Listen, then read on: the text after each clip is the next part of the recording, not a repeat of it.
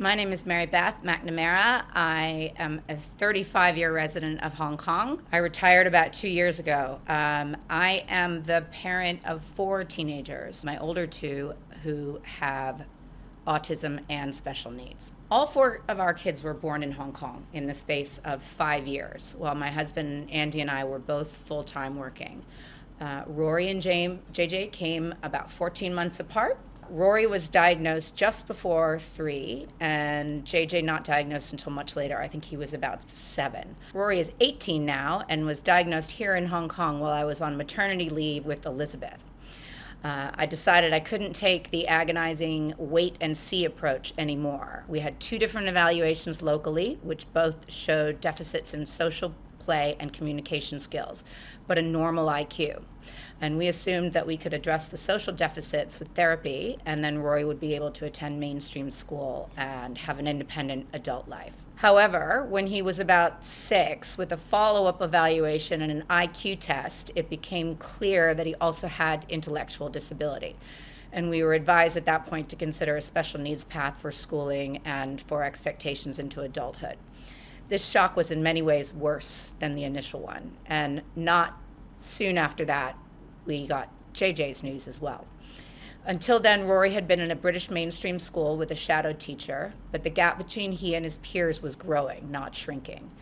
We pleaded with the school for a plan, but whatever they provide wasn't closing the gap at all, and eventually they sort of ghosted us.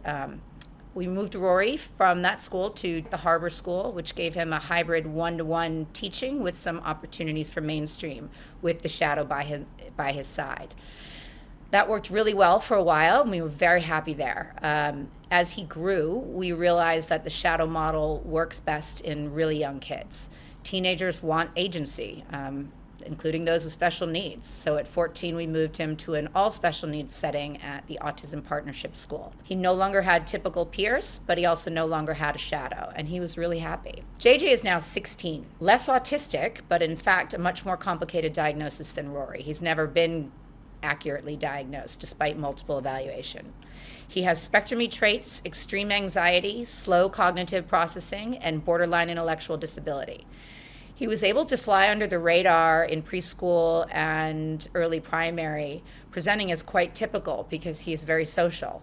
But as the academics kicked in, it became clear he was absolutely unable to learn in a large or even medium-sized setting. He's done ADHD testing, chromosomal testing, metabolic and mitochondrial testing, been checked for absence seizures, brain tumors, auditory processing disorder, and eye tracking issues. We've had some success with anxiety meds, but nothing can change the processing speed. And like Rory, he too outgrew having a shadow. We had always planned to spend our careers here and have our kids graduate high school here. So the growing awareness that there was no high school option for our boys was a huge elephant in the room. We had never had another hometown to speak of. My husband and I met in Hong Kong, in Long Kwai Fong in '96, both consider Hong Kong home. We looked at the options in the US and the UK and Canada and tried to find the best solution for the boys' needs and our needs. There aren't many schools anywhere that address the intellectually disabled population of the autism community and offer a diploma. Most specialized schools are looking for that high IQ but quirky crowd. The whole venture was pretty disheartening, to be honest. In the end, I found Maplebrook School, a special needs boarding school in Dutchess County, New York. We also decided to move our younger kids to nearby boarding schools, and now all 4 are within an hour of each other, and I burn up lots of miles between here and there. Right now, Rory and JJ are set to graduate June of 2025. They both are determined to come back to Hong Kong for a gap year. Neither one will be going to an academic college, but we are looking at some special needs college living experience opportunities in the United States. In particular, we're looking at 2 in Florida, one of which is a gateway to working at Disney, which is their dream. How has having a child with autism impacted your family dynamic? The kids all got to be between 7 and 10, and it became clear that our younger 2 were now the more grown up of the crew and were developing in ways that their older brothers were not. We had a very rough time for a few years when Angus and Elizabeth weren't old enough to see that their brothers got extra time, attention, and care, but they weren't mature enough to appreciate the lifelong challenges their brothers faced and why they were necessarily getting that additional attention and care. How have I coped emotionally? I haven't tried to do it alone, and I wouldn't say that I have always coped emotionally.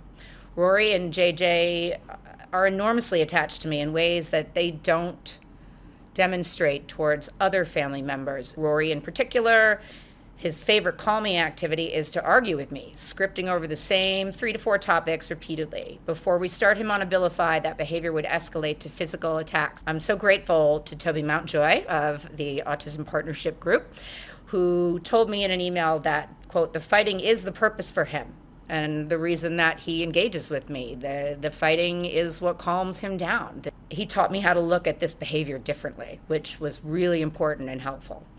Which led to us finding the right meds for him. I've learned many lessons in the last 17 years, but here's the ones I think are the most useful.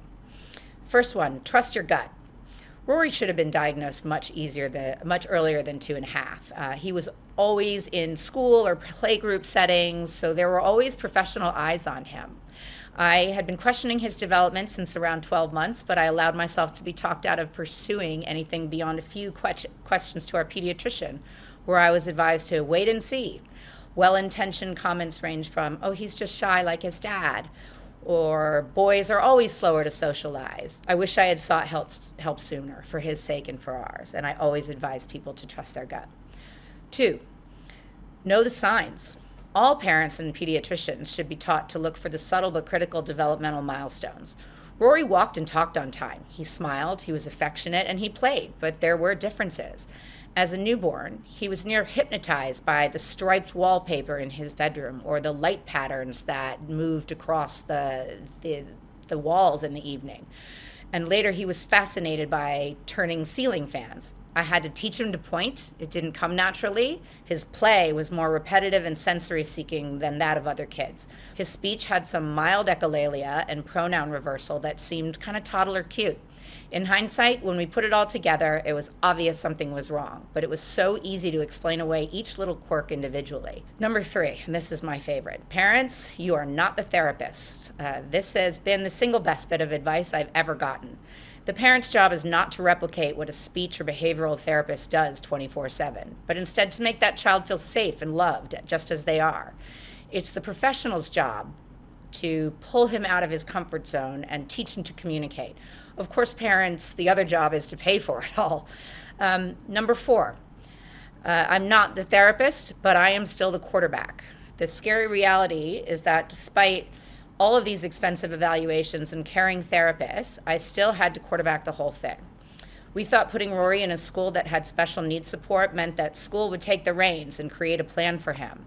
That didn't happen. It might have happened if we had gone immediately to a special needs school, and we noticed the difference once we did. Number 5, don't make this worse. After Rory's diagnosis, I had multiple friends and family tell me that they knew something was wrong all along, which infuriated me. I mentioned earlier that no one around Rory ever spoke up. That finally changed when a casual acquaintance noticed Rory's mannerisms and gently guided me to the first steps towards diagnosis, which was initially occupational therapist evaluation for the sensory-seeking behavior. When I later told this woman that I wasn't speaking to several family members out of anger at their "oh, I knew it" comments, she told me, quote, "This is going to be hard enough on your family as it is. Don't make it worse with resentment." It's true, and I'm very grateful I didn't waste more time with that. Number 6, we don't always grieve in lockstep.